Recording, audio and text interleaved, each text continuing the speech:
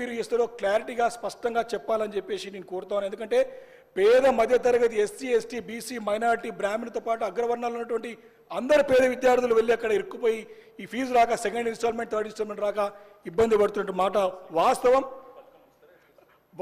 అధ్యక్ష. రెండోది మేము అడిగిన స్పష్టంగా 2024-25లో మీకు వచ్చినటువంటి దరఖాస్తుల గురించి ఇలాంటి చెప్తలేరు అధ్యక్ష. ఈ ఏడు నాకు తెలిసి మేము కూడా అందరం కూడా ప్రతి తెలంగాణ ప్రాంతంలో ఉన్నటువంటి అందరూ కూడా పేద మధ్యతరగతిలో ఉన్నటువంటి బడుగులు బలహీన వర్గాలతో పాటు అగ్రవర్ణాలు ఉన్నటువంటి పేద విద్యార్థులు దీనికి ఆన్లైన్లో దరఖాస్తు పెట్టుకున్నారు. పేపర్లో కూడా ఎంక్వైరీ జరిగింది, కానీ ప్రభుత్వం నుంచి మాకు ఎలాంటి సంకేతం లేదు కాబట్టి ఈ సంవత్సరానికి ఎలాంటి శాంక్షన్స్ ఇవ్వలేదని చెప్పి క్లియర్ కట్గా పేపర్లో వచ్చిన సంగతి నేను మీ ద్వారా మంత్రి గారి దృష్టికి తీసుకొస్తున్నాను అధ్యక్ష. అయితే ఈ స్కీమ్ని ఉంచుతారా, కంటిన్యూ చేస్తారా లేదా అని ఎత్తేస్తారా, దీనికి స్పష్టంగా సమాధానం చెప్పాలని చెప్పేసి మంత్రి గారు కోరుతాను అధ్యక్ష. ఎందుకంటే భవిష్యత్ తరాల గురించి పెట్టుబడి విద్యార్థులపైన చెప్పేసి ముఖ్యమంత్రి గారు అన్నారు, కానీ భవిష్యత్ తరాల వారిది మరి ప్రశ్నార్థకంగా అంధకారంగా కనపడుతోంది ఈ యొక్క చర్య వల్లని చెప్పి చెప్పక తప్పదు అధ్యక్ష. అధ్యక్ష రెండోది, మనకి దగ్గర మన బడ్జెటే 3 లక్షల కోట్ల బడ్జెట్, 1,27,000 కోట్ల రూపాయల అప్పు ఈ ఏడాది కాలంలో జరిగినట్టు స్పష్టంగా అర్థమైంది. ఒక 100 కోట్లు పేద విద్యార్థుల గురించి వెచ్చించడానికి ఎందుకు ప్రభుత్వం వెనకబోతుందని చెప్పి నేను ప్రశ్నిస్తాను అధ్యక్ష. ఈ నిర్లక్ష్య వైఖరికి కారణం ఏందో చెప్పాల్సిగా నేను మంత్రి గారికి కోరుతాను అధ్యక్ష స్పష్టంగా. అధ్యక్ష, మీరు ఓవర్సీస్ స్కాలర్షిప్ గురించి అడుగుతున్నాను.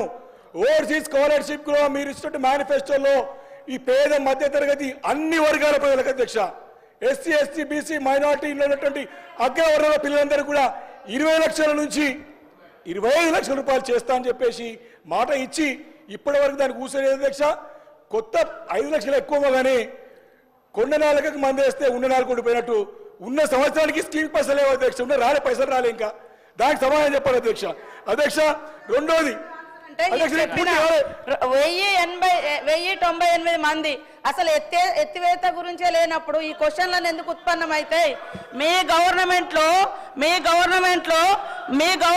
లో మీరు పెండింగ్ పెట్టినాయి, మేము పే చేసినాం 244 కోట్ల రూపాయలు.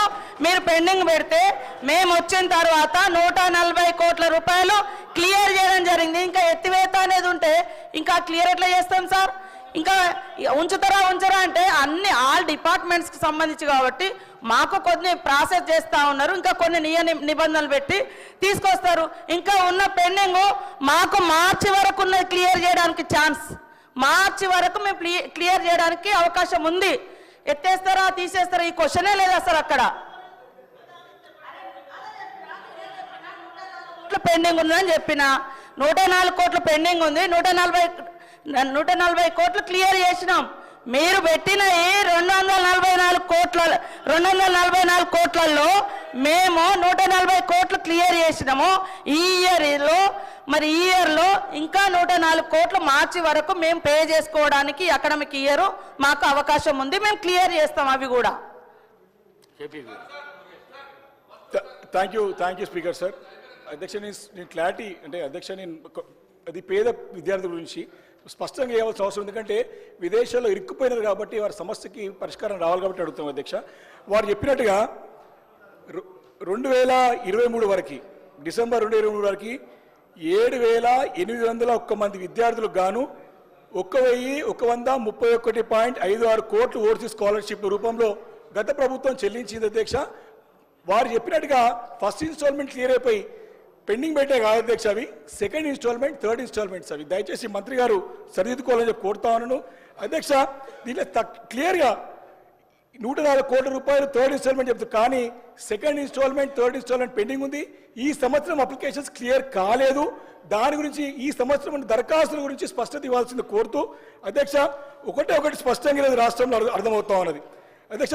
దీంతో పాటు ఓవర్సీస్ స్కాలర్షిప్స్తో పాటు ఫీ రీంబర్స్మెంట్ కూడా దగ్గర పెండింగ్ ఉన్నాయి. అదేవిధంగా అధ్యక్ష డబ్బులు చెల్లించాలంటే అధ్యక్ష ప్రశ్న అడుగుతున్నారు అధ్యక్ష.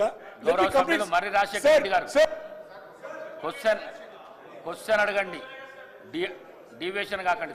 నేను డివియేషన్ అయితే లేదు సార్, ఎక్కడ కూడా డివియేషన్ రియంబర్స్మెంట్ కాదు ఇది సార్.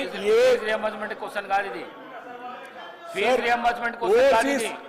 ఓవర్సీస్ స్కాలర్షిప్ గురించే మాట్లాడుతున్నాను అధ్యక్ష. ఈరోజు ఏ బకాయిలు చెల్లించాలన్నా ఏ బిల్లులు చెల్లించాలన్నా మినిమం 10% లంచం లేని బిల్లులు క్లియర్ చేసే అధ్యక్ష ప్రభుత్వము. సేవ అధ్యక్ష.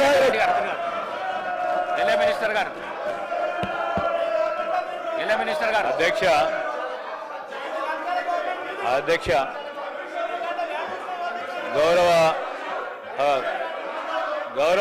గౌరవ సభ్యులు వివేకానంద గారు సీనియర్ శాసనసభ్యులు అస్పర్షన్ చేసే ముందు, ఎవరిపైన అలిగేషన్ చేసే ముందు, ప్రభుత్వంపై నిందలు మోపే ముందు, వారు ప్రభుత్వంలో ఉన్నప్పుడు ఇప్పుడు వాళ్ళ డ్రెస్ చూసినాం అధ్యక్ష, వారు వేసుకున్న డ్రెస్సులు చూసినాం, సంతోషం. నిన్న కౌశిక్ రెడ్డి గారు, అధ్యక్ష కౌశిక్ రెడ్డి గారు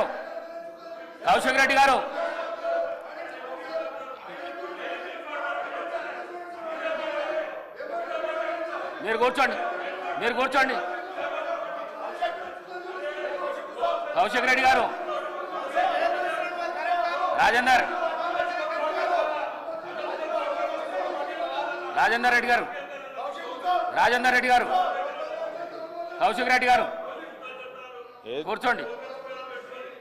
ప్రతిదానికి జోషులలో ఎందుకు లేస్తావు? కూర్చో. ఎల్ఏ మినిస్టర్ గారు.